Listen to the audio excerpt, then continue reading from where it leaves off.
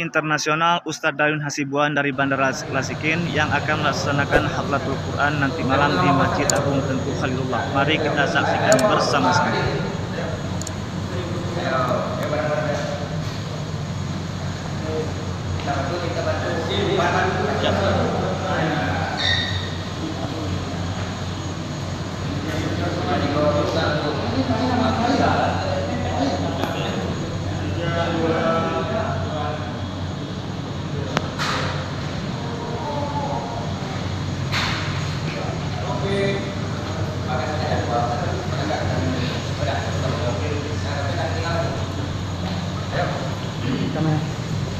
Ya siapa?